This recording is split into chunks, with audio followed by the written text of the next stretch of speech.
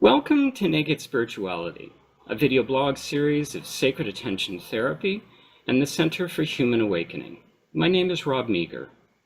For more information about sacred attention therapy, the Center for Human Awakening, and our video blog series, please visit our website at www.centerforhumanawakening.com. And center is spelled C-E-N-T-E-R. These video blogs support one of the Center's core activities, which is collaboration and partnership with individuals, communities, and healing centers practicing personal growth and spiritual development. And our guest today is Stephanie Mines, and we'll be speaking with Stephanie about her healing work through the Terra approach. And I'd now like to invite Stephanie to come on screen. Hi, Rob. Hello, Stephanie. Nice to be Wonderful with you. to be with you. Thanks for joining me. My pleasure. Your website, it beautifully shares your healing offerings. And to begin, how would you describe what you do and offer to the first-time visitor like myself? Well, thank you for that compliment. The website was actually designed by one of my students. I'm very grateful to her. And it was a huge improvement over my previous website, and it attempts to convey the very intricate network that I have assembled, based really on several aspects of my professional and personal development. So what I have put together in the Tara approach really represents what I consider, as a survivor of trauma myself, to be the premier systems that actually re-knit the nervous system after repeated overwhelming experiences. So I would say, even though trauma is the more commonly understood word, that actually I would say my specialty is a higher magnitude of trauma, which I call shock. Yes. So those systems include my studies as a neuroscientist in basically the way the brain works. So how the brain and the nervous system react when overwhelming experience happens, especially when that experience happens repeatedly early in life. So that repeated experience of being overloaded or overwhelmed, where the sensory systems of the body are inundated repeatedly, those experiences in terms of nervous system response accumulate. They're stored through the brain mechanisms that we have. And as we mature and develop, then those experiences are reactivated by similar experiences later in life. So that creates an increasing burden on nervous system behavior, on sensory responses, and on the physiological mechanisms of the human body. And in fact, they burden development, they burden learning, they burden immune response. And how that burdening happens is highly individuated. So, and there's not really a rationale. That can't really be predicted. Everybody is unique. Every brain is unique. So the way people respond could be with a nervous system disorder, an immune system disorder, a learning challenge, or a sensory challenge, and probably a lot more, because it's, as I said, completely unpredictable, as we humans tend to be. So that's one branch of my investigation that compelled me as a professional and stimulated my curiosity so that I pursued it into my doctoral studies. Okay.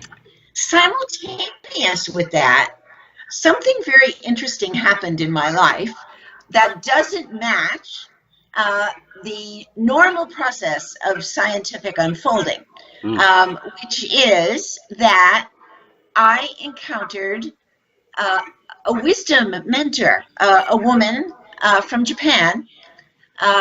She was actually American by birth, but lived in Japan after the internment camps that the American government established in the U.S. During World War II, that horrible interlude of racism that we underwent in this country. And as a result of that, this woman, Japanese by birth, but Japanese by lineage, but American by birth, returned to Japan. And her name is Mary Eno, and then she married an American in Japan and became Mary Eno Burmeister. So this woman, when she was in Japan, met a man named Jiro Murai, who taught her an astounding healing methodology, an ancient system that he had rediscovered and that he was practicing himself, practicing with some select others who came to him, self-selected others, I should say. They chose to find him because he didn't advertise, but he also taught the system. And when he met Mary in a very so-called accidental encounter, he identified her as the person who would carry this system, which is called Jin Shin, Jinshhin, that she would carry this system to the U.S. So at the time, Mary was completely disinterested, you might say. That would be a kind way of saying it. She had no desire to return to the country that had interned her in those horrible camps. She had left the U.S. specifically to get away from it. But as fate would have it, she married Gil Burmeister, who worked for the American government, and she returned to the U.S., and I met her in California, again, under some supposedly completely accidental circumstances. And this was at a time of great change in my life. And I was very curious about why I had met this woman who was teaching this ancient art that I really didn't understand at all. But ultimately, through a variety of circumstances, it was also orchestrated. You know, you would think, who created this? Because I knew I hadn't. Because it just unfolded organically of its own accord. I became Mary's student, and I became actually quite devoted, kind of compelled by some, I don't know, almost instinctual response, because I felt completely unprepared, and it was without any planning on my part that I would be investing so much of my energy in this investigation. But as things proceeded, I began to incorporate this wonderful healing art into my life, individually, personally. And as a trauma survivor, this system was very appealing because it was a hands-on system. It basically involved simply holding certain sites, putting your hands in certain positions. And the end product of this self-care practice really was something I had been searching for my whole life, because it began to bring me into a state of balance. It began to give me a kind of confidence in myself, in my health, in my choices, that I didn't know was possible for me. I had been fairly rattled, fairly undermined by the magnitude of trauma in my history, and I had proceeded into my life with a lot of insecurity and a lot of panic, a lot of doubt and a lot of desperation. And little by little, through this practice, I began to shift into a much healthier way of life. I had some physical difficulties, primarily asthma, for instance, was one of my major difficulties. And I found through the use of this system that not only did my emotional and spiritual life improve, but my health improved as well.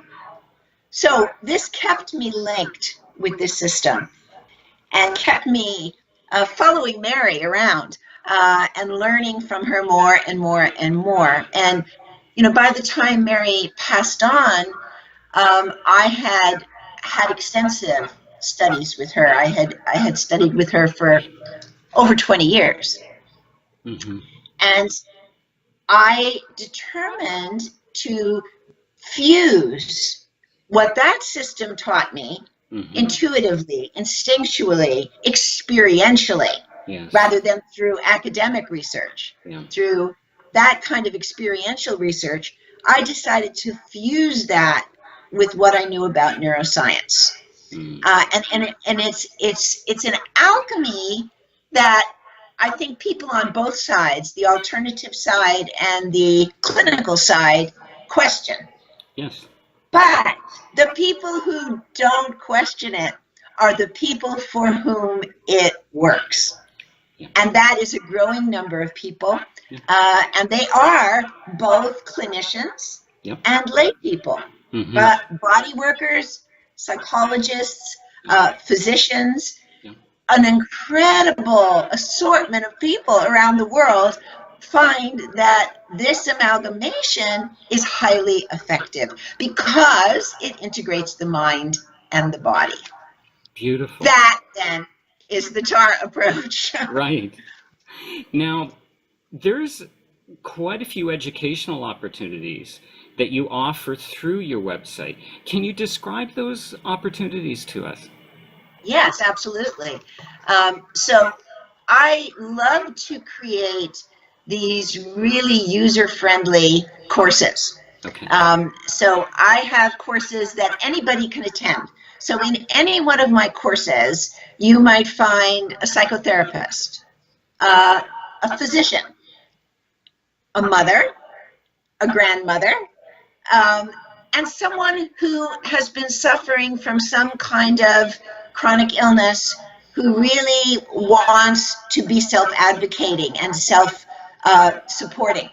So it's a lovely, diverse representation, a cross-section of suffering humanity, really, and people who care and believe in human potential come together in courses that start with what I call the Foundation Series, where you learn the basics of the system, beginning with self-care, and then kind of graduate into practice labs and also into advanced trainings that vary. They cover a broad spectrum of topics. Stephanie, you talked about the educational opportunities available through your website, but is there a certification process that someone can participate in? Absolutely. I am so happy to work with people who are interested in certification, and that method of learning and study is described beautifully on the website. It's actually a relatively simple, but also at the same time highly demanding process, because it really requires people to invest a lot of attention in their learning, and I accompany them on every step of the journey, and that is described on the website. Yes. Wonderful. And I've also noticed that there's just this beautiful cornucopia, this plethora of products available through the website. Can you speak to those products for those that are watching and listening? Yes, I think a byproduct of using the system, so be warned, is that it amps up your creativity. So I am completely prolific in producing resources for people who want to learn the Tara approach. So all of my books are available on the website, and I have written about 5 books that run the gamut, really, of We Are All in Shock, and for people who want to see that book, I have it here. But I also have books that focus on sensory integration, on recovery from war trauma. So all of those are there, handbooks that support the healing of particular aspects of trauma. And then there are charts And my favorite product, which is a deck of cards that I created because one of my brilliant students felt she needed something that she could easily and in a fun way access to develop treatments for herself. So I created the Sacred Sites Oracle Kit. Which is both a deck of cards and a workbook that shows you how you can, in this playful way, to discover your own healing needs and also simultaneously learn these sacred sites of the body. Wonderful. I noticed there's also some CDs, there's DVDs available there as well. We've talked a lot about the website. Stephanie, what is the website address? It's www.tara, TARA-approach.org.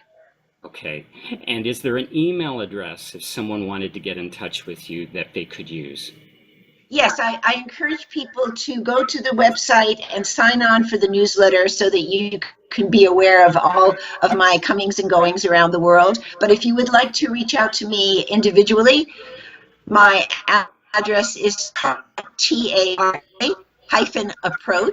at Prodigy, PRODIGY.net.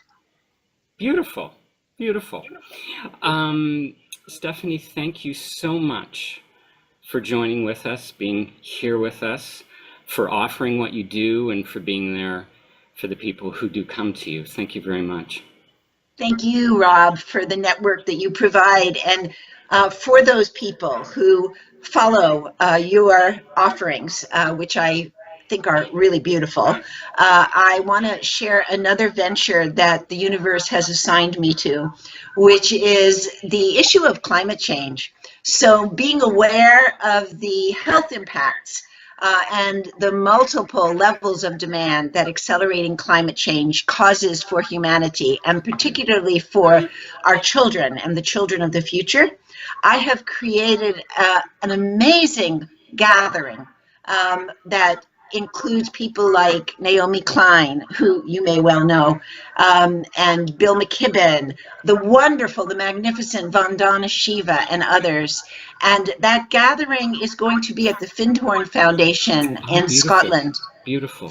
And people can learn about it, and I welcome everyone to go to this website. It's Climate Change and Consciousness, Our Legacy for the Earth. www.ccc19.org. Beautiful. Thanks for sharing that. Again, thanks so much, Stephanie. Thank you. Thank you, Rob. Namaste. Namaste. Bye-bye.